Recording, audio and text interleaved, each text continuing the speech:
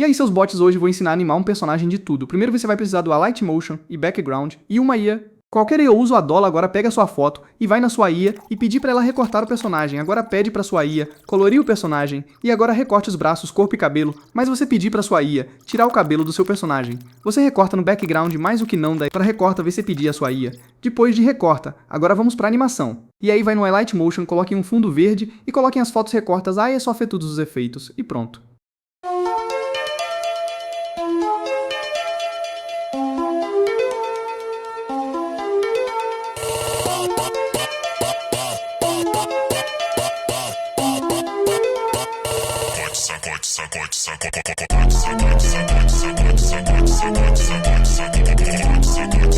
Pode